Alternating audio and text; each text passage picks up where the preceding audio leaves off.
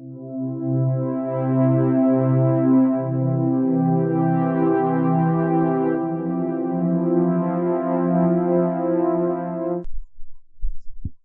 And very warm welcome to all of you. कैसे हैं आप सब? मैं आपका मेंटर और एक बार फिर से आपके सामने उपस्थित हो गया हूं आपके सबसे पसंदीदा एपिसोड इडियम्स एंड फ्रेजेस के एक नए और फ्रेश सेशन के साथ। हर एक एपिसोड की तरह यहां पर भी मैं आपके लिए 5 नए इडियम्स एंड फ्रेजेस लेकर के उपस्थित हुआ हूं। हर एक इडियम को बारी बारी से आपके सामने रखेंगे, लॉजिकल अप्रोच के माध्यम से उसकी मीनिंग को डिकोड करेंगे। जैसा कि आप जानते हैं कि मैं सीधे सीधे इसकी मीनिंग आपको नहीं बताता हूं, उसका एक उद्देश्य है ये कि आपको इसे रटना ना पड़े। साथ में अगर एग्जामिनेशन में कोई नया इडियम आता है, कोई नए फ्रेज दिए जाते हैं, तो आप उसको उस सिनेरियो में, उस कंटेक्स्ट में सोचकर उसकी मीनिंग को डिकोड कर पाएं, क्योंकि याद करना सर्वथा अनुचित भी है और असंभव भी, क्योंकि ये लंबे समय तक आपके पास टिकता नहीं है। हर एक इडियम के यूजेस को दिखाने के लिए हम एग्जाम्पल भी रखते चलेंगे हर एक के बाद बारी बारी से। उम्मीद करता हूं कि आज तक इडियम्स एंड फ्रेजेस के सेशन में जितने भी इडियम्स एंड फ्रेजेस मैंने रखे हैं वो सब के सब आपके लिए फायदेमंद रहे हैं और वो आपके जहन में हैं। इससे पहले हमने रूट वर्ड के सेशन में स्पीयर रूट को रखा, उसको भी आपने काफी एंजॉय किया होगा। साथ ही इन दिनों जो स्पेशल सेशन चल रहा है जिसमें मैं फिलर्स के एपिसोड रख रहा हूं, जैसे ही इसकी संख्या बैलेंस्ड हो जाएगी, मैं 10, 15, 20 एपिसोड की बात कर रहा हूं, उसके बाद फिर मैं एक नया क्वेश्चन पैटर्न इसमें ऐड कर दूंगा जो कि बारी बारी से ऑल्टरनेट बेसिस पर आता रहेगा। फिलर्स की संख्या अभी थोड़ी धीमी है, इसको मैं अब थोड़ी रफ्तार से आपके सामने उपलब्ध कराता रहूंगा। उम्मीद करता हूं कि फिलर्स के सेशन आपको काफी मजेदार लग रहे होंगे। अगर आपके मन में इंग्लिश से रिलेटेड कोई भी समस्या है जहां लगता है कि मुझे उस पर सेशंस बनाने चाहिए, उससे आपकी समस्या का समाधान हो सकता है, तो आप मुझे लिख करके सूचित जरूर करेंगे। चलिए, यहां पर बस एक ही बात कहूंगा कि इस सेशन में आपको कुछ न कुछ सीखने के लिए जरूर मिलेगा, क्योंकि ये हर एक एग्जामिनेशन में, चाहे वो बैंकिंग हो, एसएससी हो, जहां पर भी इंग्लिश पूछा जाता है, आजकल इडियम्स एंड फ्रेजेस वहां पर क्वेश्चन में देखे जा सकते हैं। इसीलिए एपिसोड में शुरू से अंत तक बने रहिए। सेशन को शुरू करते हैं। नोटबुक और पेन लेकर के तैयार हो जाइए। चलिए देखते हैं कि आज के सेशन में कौन कौन से 5 नए इडियम्स एंड फ्रेजेस लाए गए हैं। चलिए देखा।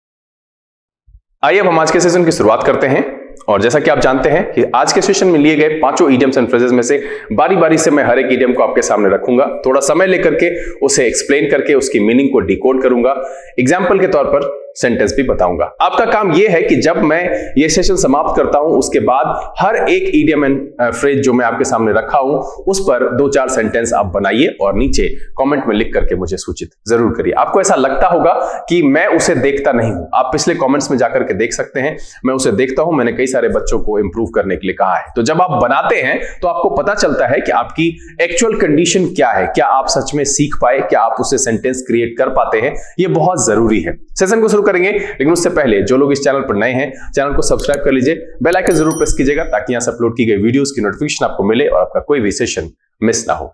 आज के सेशन में लिए गए 5 इडियम्स एंड फ्रेजेस में से जो पहला है वो है निप समथिंग इन द बड। अब देखिए, इसकी मीनिंग को बड़ी आसानी से समझा जा सकता है। अगर आप निप की मीनिंग समझते हैं, बर्ड की मीनिंग समझते हैं, तो एक जो है आइडियोलॉजिकल थॉट वहां पर क्रिएट करेंगे और वो आप आसानी से समझ जाएंगे। सबसे पहले बर्ड की मीनिंग समझते हैं। तो बर्ड का मतलब होता है कली से। जैसे फूल है वो विकसित होता है, उससे पहले जो शुरुआती अवस्था में होता है उसे कहते हैं कली। जब वो मुड़ी हुई छोटी सी जो एक मोटी गोल आकार की होती है, जो फूल के पौधे में लगा हुआ होता है, तो उसको कहते हैं बड, मतलब है कली, शुरुआती अवस्था में। किसी भी विकसित चीज की जो शुरुआती अवस्था होती है उसको हम कहते हैं कली। अब दूसरा वर्ड है इसमें निप। निप का मतलब होता है काट कर निकाल देना। अब यहां काट कर निकाल देने का मतलब समाप्त कर देना, रोक देना, हम डिफरेंट सेंस में वहां पर ले सकते हैं। तो मतलब है कि किसी भी चीज को कहता है निप समथिंग इन द बड, मतलब है किसी भी चीज को कली के समय में ही, जब वो छोटा हो, विकसित हो रहा हो, उस मतलब शुरुआत हुई हो उसकी, तो उसी समय में उसको हटा देना, रोक देना, काट कर निकाल देना। यहां पर इसका क्या सेंस आता है? एक जो मीनिंग आती है इससे वो ये कि कोई भी चीज वेल एस्टेब्लिश्ड ना हो जाए, विकसित होकर के आगे किसी भी प्रकार की स्थिति में पहुंचे, आपके लिए परेशानी बने या कुछ भी ऐसा, तो उससे पहले उसको शुरुआती अवस्था में ही काट करके निकाल देना, समाप्त कर देना, रोक देना। मतलब है कि बचपन में ही मिटा देना, कली की अवस्था में ही मसल देना। इस सेंस में हम इसका इस्तेमाल करते हैं। इंग्लिश में अगर कहें तो कह सकते हैं to stop something before it has an opportunity to become established. क्या कहा मैंने? To stop something before it has an opportunity to become established. मतलब है कि किसी भी चीज को यह अवसर मिल जाए कि वो पूरी तरह से अच्छे से डेवलप होकर के एस्टैब्लिश हो जाए, उससे पहले ही उसको समाप्त कर देना, रोक देना, मसल देना। एग्जाम्पल के तौर पर कहें तो कह सकते हैं many serious illness can be nipped in the bud if they are detected early enough. Many serious illness can be nipped in the bud if they are detected early enough. मतलब है कि बहुत सारी गंभीर बीमारियां जो है जड़ से खत्म की जा सकती है शुरुआती अवस्था में ही, अगर उसे पहले ही डिटेक्ट कर लिया जाए। मैंने क्या कहा कि many serious illness can be nipped in the bud if they are detected early enough. आज के सेशन का जो अगला इडियम है वो है बैक द रॉन्ग हॉर्स। अब देखिए यहां पर बैक का जो साधारण मीनिंग आप समझते हैं वो पीछे से, पिछले हिस्से से समझते हैं, लेकिन अगर मैं बैक की एक और मीनिंग बता दूं तो शायद इस इडियम की मीनिंग को आप आसानी से समझ जाएंगे। बैक का मतलब होता है समर्थन करना, दाव लगाना, बाजी खेलना। ये आप कई बार एक घुड़दौड़ प्रतियोगिता है, घोड़े की रेस होती है जिसमें हर व्यक्ति वहां जो होता है, जो दाव खेलता है, वो अपने पसंद के घोड़े पर दाव लगाता है। जो घोड़ा जीतता है उस पर जो पैसे लगे हुए होते हैं उससे बहुत सारे पैसे कमाए जाते हैं। ये एक प्रकार का खेल है जिसका बड़े पैमाने पर आयोजन किया जाता है। आपने सामने से भी देखा होगा और कई फिल्मों में भी इस आयोजन को आप देख चुके हैं। तो यहां जो इस इडियम की मीनिंग आती है वो क्या आती है? बैक द रॉन्ग हॉर्स कहने का मतलब है कि या तो रॉन्ग मतलब किसी भी घोड़े पर हम बाजी कब लगाएंगे? जब हमें यह पता हो, मुझे लगता है कि वो जीतेगा। बट यहां रॉन्ग हॉर्स कहने का मतलब है कि आप ये सोच रहे हैं कि वो जीतेगा बट आपकी चॉइस गलत हो जाए। मतलब है कि कोई इनएप्रोप्रिएट चॉइस कर लेना, है ना, रॉन्ग चॉइस कर लेना, या फिर किसी जो है लूजिंग साइड को सपोर्ट कर देना, है ना। सिंपल सी बात है कि जो हारने वाला है उस पक्ष को पर बाजी लगा देना, उसका समर्थन करना। तो basically back the wrong horse का जो मीनिंग आता है वो क्या आता है? टू मेक अ रॉन्ग और inappropriate choice. To make a wrong और इनएप्रोप्रिएट चॉइस मतलब है कि गलत चुनाव कर लेना या फिर हारने वाले पक्ष पर बाजी लगाना। ऐसे भी कह सकते हैं टू चूज और support the losing side. To choose और सपोर्ट द लूजिंग साइड, ये दोनों मीनिंग है कि मतलब है गलत जगह बाजी खेल लेना। सिंपल सा है। एग्जाम्पल के तौर पर कहें तो कह सकते हैं don't back the wrong horse, you know he can't win. Don't back the wrong horse, you know he can't win मतलब है कि गलत घोड़े पर दाव मत खेलो, तुम्हें पता है वह नहीं जीत सकता है। Don't back the wrong horse, you know he can't win. आज के सेशन का जो अगला इडियम है वो है by the skin of one's teeth. अब देखिए ये थोड़ा सा टेढ़ा और जटिल है। By the skin of one's teeth में सबसे पहले वंस की मीनिंग मैं कई बार बता चुका हूं, एक बार फिर से दोहरा दे रहा हूं कि ये वंस सब्जेक्ट के अकॉर्डिंग चेंज हो जाता है। जैसे आई यूज करेंगे तो माई करेंगे, ही यूज करेंगे तो हिज करेंगे। सिंपल सी बात है कि ये एक पॉजिटिव एडजेक्टिव से रिप्लेस किया जा सकता है। By the skin of one's teeth का मीनिंग समझिए कि अगर दांत से किसी भी चीज को पकड़ लिया गया तो वो पूरी तरह से दांत इन्वॉल्व होगा उसको पकड़ने में, मतलब पकड़ा जाना। अब यहां क्या है? By the skin of one's teeth में स्किन जो दांत का पहला लेयर होता है उसको एनामेल कहते हैं। अब मान लीजिए कि किसी भी शिकार को पकड़ना है या किसी चीज को पकड़ना है बट इतने कम से एनामेल टच हो बट दांत से वो पकड़ाए नहीं, मतलब क्या है? By the skin of one's teeth कहने का मतलब है कि बहुत नैरो मार्जिन से जो है बचना, बहुत नैरो मार्जिन से किसी चीज को पूरा करना। अगर आप जीतते भी हैं तो हार और जीत के बीच का जो मार्जिन है वो बहुत नैरो है। By the skin of one's teeth कहने का मतलब है कि टीथ दांत का जो पहला लेयर है जिसे आप इनामेल कहते हैं उससे टच हुआ बट दांत उस पर जकड़ा नहीं, वो पकड़ाया नहीं। मतलब है कि बहुत कम मार्जिन से किसी भी चीज को कर पाना या बहुत कम मार्जिन से बच पाना। जैसे आप सफल भी हुए तो बहुत कम मार्जिन से, मतलब आप असफल हो सकते थे, इतना कम मार्जिन था वहां पर। तो by the skin of one's teeth कहने का मतलब है by a very small margin, by a very narrow margin. इस सेंस में इस्तेमाल करते हैं हम by the skin of one's teeth. मतलब है कि पूरी तरह से, एक बार फिर से समझिए कि पूरी तरह से पकड़ लेंगे तो दांत पूरी तरह से इन्वॉल्व होगा, बट अगर दांत का स्किन यानी कि एनामेल इन्वॉल्व हुआ है, सिर्फ वो टच हुआ है, दैट मींस कि बहुत नैरो मार्जिन से आप बच पाए हैं वहां पर। By a very small margin, या फिर इसका सेंस आता है by a very narrow margin. Example के तौर पर कहें तो कह सकते हैं they won the contest by the skin of their teeth. They won the contest by the skin of their teeth मतलब है कि उसने कॉन्टेस्ट बहुत नैरो मार्जिन से जीता, उसने कॉन्टेस्ट बहुत नैरो मार्जिन से जीता। दे won the contest by the skin of their teeth. आज के सेशन का जो अगला इडियम है वो है ऑन थिन आइस। देखिए ये बड़ा ही व्यवहारिक है।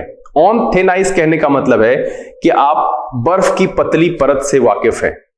वो दिखने में स्टिफ होता है, कठोर लगता है, बट वो बहुत कमजोर होता है। उस पर खड़े होना, उस पर चलना, उस पर स्केट करना बहुत रिस्की होता है, डेंजरस होता है, वो अनसर्टेन सिचुएशन होता है। तो ऑन थिन आइस कहने का मतलब जो है कि किसी भी अनफेवरेबल, रिस्की, अनसर्टेन सिचुएशन में होना, क्योंकि वो कभी भी, और इसके लिए यूज करते हैं skating on thin ice, walking on thin ice, trading on thin ice.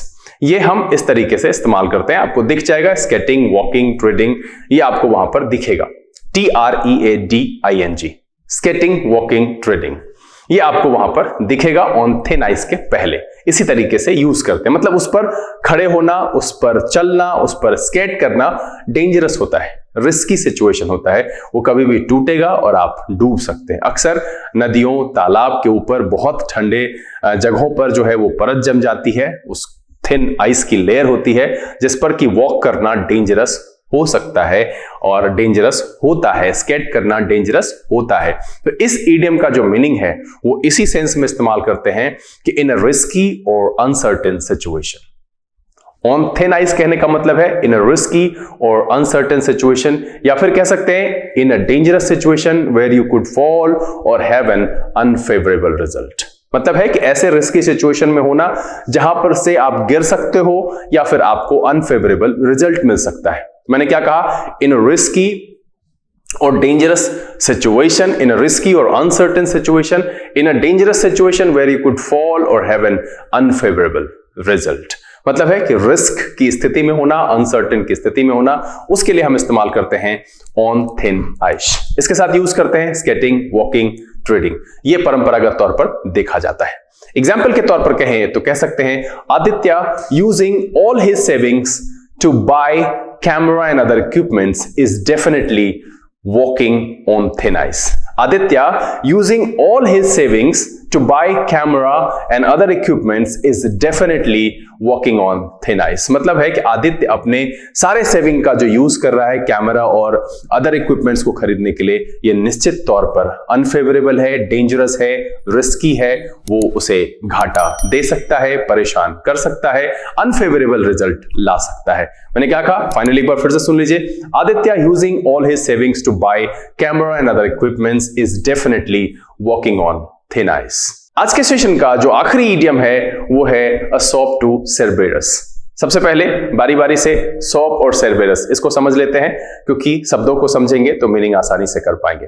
देखिए ये रोमन और ग्रीक मैथोलॉजी की एक मान्यता से लिंक्ड है और वहीं पर से इसकी मीनिंग ली गई है। सॉप का मतलब होता है SOP, इसका मतलब होता है घूस। अब क्या है अ सॉप टू सेरबेरस?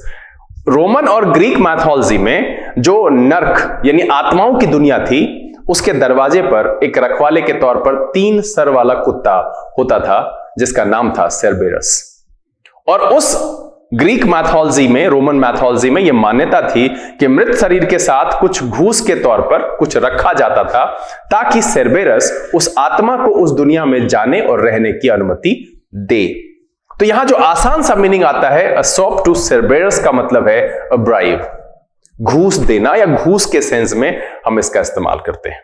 क्या? अ सॉप टू सेरबेरस। सेरबेरस का कौन था? तो उस आत्माओं या नर्क की दुनिया का रखवाला जो 3 सर वाला कुत्ता, और सॉप का मतलब घूस से है। ये जो ईडियम है ये ग्रीक और रोमन मैथोलॉजी से रेफरेंस्ड है और उसी के आधार पर जो इसका सेंस आता है वो आता है अ ब्राइब। एग्जाम्पल के तौर पर कहें तो कह सकते हैं it would be a crime to give a sop to Cerberus. It would be a crime to give a sop to Cerberus. मतलब है कि घूस देना एक क्राइम होगा, घूस देना एक क्राइम होगा। It would be a crime to give a sop to Cerberus. उम्मीद करता हूं कि आज के सेशन में शामिल किया गया ये पांचों इडियम्स एंड फ्रेजेस आपको काफी मजेदार लगा होगा और ये आपके लिए नया होगा। आपने हर एक मीनिंग को एंजॉय किया होगा। बस अब आपकी ड्यूटी यहां पर है कि हर एक इडियम जो मैंने बताया आज के सेशन में, जो पहला बताया वो था निप समथिंग इन द बड, मतलब है कि शुरुआती तौर पर ही कुचल देना, समाप्त कर देना। दूसरा मैंने बताया बैक द रॉन्ग हॉर्स, मतलब है गलतबाजी खेल देना या फिर हारते पक्ष का समर्थन कर देना। तीसरा जो मैंने बताया वो बताया ऑन थिन आइस, और जो चौथा बताया वो मैंने बताया अ सॉप टू सेरबेरस, और जो आखिरी बताया वो बताया मैंने by the skin of one's teeth. सबकी मीनिंग बड़ी ही आसान थी। जो मैंने कहा बैक द रॉन्ग हॉर्स, उसका मतलब है गलतबाजी खेल लेना, हारे हुए पक्ष का समर्थन कर देना।